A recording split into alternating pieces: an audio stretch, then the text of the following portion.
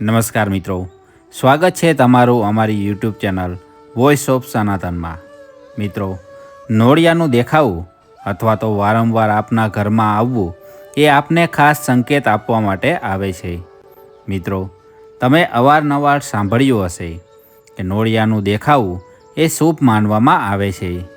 આવું દરેક લોકો કહેતા હોય છે, પરંતુ નોળિયાનું કયા સમયે દેખાવું એ શુભ માનવામાં આવે છે અને કયા સમયે દેખાવું અશુભ માનવામાં આવે છે તે શું તમે જાણો છો?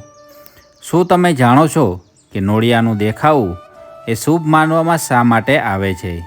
મિત્રો, નોળિયાનું દેખાવું એ શુભ માનવામાં આવે છે એ તો દરેક લોકોએ સાંભળ્યું હોય છે, પરંતુ કોઈને પણ પૂછો છો કે તેની પાછળનું કારણ શું છે તો તે કોઈ જાણતું નથી હોતું। મિત્રો, આજના વિડીયોમાં આ બધા પ્રશ્નોના જવાબ તમને મળવાના છે, તો વિડીયોને અંત સુધી અવશ્ય જોજો। આજની જાણકારી પસંદ આવે છે તો વિડીયોને લાઈક અવશ્ય કરજો અને ચેનલ ઉપર નવા છો તો અમારા વિડીયો જોવા માટે ચેનલને સબસ્ક્રાઈબ કરી લેજો અને કોમેન્ટમાં જય શ્રી કૃષ્ણ, હર હર મહાદેવ લખવાનું ભૂલતા નહીં।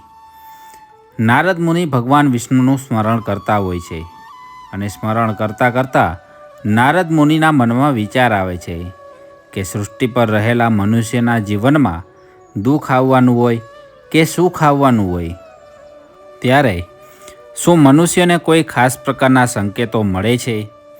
આવા વિચાર કરતાં કરતાં નારદ મુનિ ભગવાન વિષ્ણુ પાસે જાય છે અને પોતાના મનની વાત ભગવાન વિષ્ણુને જણાવે છે। નારદ મુનિની વાત સાંભળીને ભગવાન વિષ્ણુ નારદ મુનિને નોળિયા વિશે જણાવે છે અને તે કઈ રીતે મનુષ્યને સંકેતો આપે છે તે વિશે વાત કરે છે।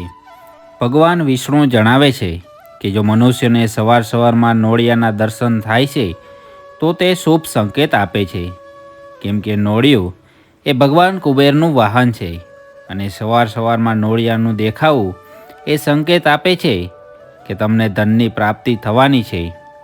ભગવાન વિષ્ણુ કહે છે, નારદ મુનિ, તમે ધ્યાનથી સાંભળજો। હું તમને નોળિયાના જે સંકેતો જણાવવા જઈ રહ્યો છું તે તમને કોઈ નહીં જણાવે અને આપના દરેક પ્રશ્નના ઉત્તર પણ મળી જશે। જો મનુષ્ય કોઈ શુભ કાર્ય કરવા માટે ઘરથી બહાર જાય છે અને તેને રસ્તામાં નોળિયું દેખાય છે તો તે જે શુભ કાર્ય કરવા જઈ રહ્યો છે તે શુભ કાર્યમાં ચોક્કસ તેને સફળતા મળે છે। ઉંદરનું ઘરમાં આવવું અથવા તો ઘરમાં રહેતા હોય તો તેને અશુભ માનવામાં આવે છે। જો નોળિયો તમારા ઘરમાં આવે છે અને ઘરમાંથી ઉંદરને પકડીને લઈ જાય છે તો તે ખૂબ જ શુભ માનવામાં આવે છે અને તેનાથી તમારા ઘરમાં રહેલી નકારાત્મક શક્તિઓ તેની સાથે જતી રહે છે અને આવનારા સમયમાં આપના ઘરમાં સુખ, શાંતિ અને સમૃદ્ધિ બની રહે છે અને વ્યવસાયમાં પણ નવા નવા રસ્તા ખુલવા માંડે છે। ભગવાન વિષ્ણુ નારદ મુનિને આગળ જણાવતા કહે છે, જો મનુષ્ય ઉપર ધનના દેવતા કુબેર અને માતા લક્ષ્મીની કૃપા બની રહેવાની હોય તો નોળિયું તે પરિવારના ઘરમાં જાય છે અને તે ઘરમાં મંદિરને ફરતો ચક્કર લગાવીને ઘરની બહાર નીકળી જાય છે।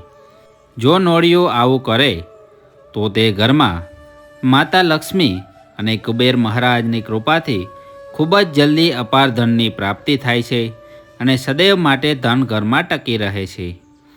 જો નોળિયું બપોરના સમયે દેખાય છે તો તેને અશુભ માનવામાં આવે છે અને તે સંકેત આપે છે કે આપને આર્થિક નુકસાન આવી શકે છે અને આપની જમા પૂંજી ખર્ચ થઈ શકે છે અને આપના પરિવાર પર પણ મુશ્કેલી આવી શકે છે।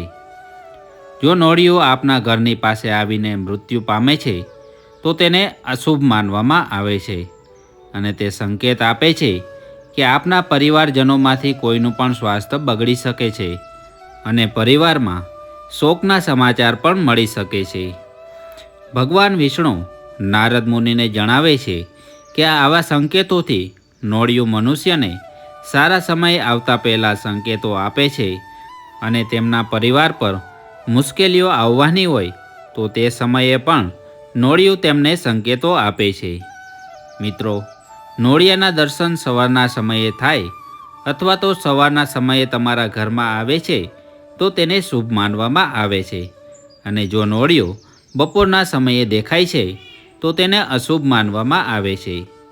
મિત્રો, આશા કરીએ છીએ આજની જાણકારી આપને પસંદ આવી હશે, અને પસંદ આવી છે તો વિડીયોને એક લાઈક અવશ્ય કરજો, અને કોમેન્ટમાં જય શ્રી કૃષ્ણ, હર હર મહાદેવ લખવાનું ભૂલતા નહીં. અને અમારા વિડીયો જોવા માટે ચેનલને પણ સબસ્ક્રાઈબ કરી લેજો. મળીએ છીએ એક નવા જ્ઞાનવર્ધક વિડીયો સાથે. ત્યાં સુધી આપ સૌને અમારા જય શ્રી કૃષ્ણ.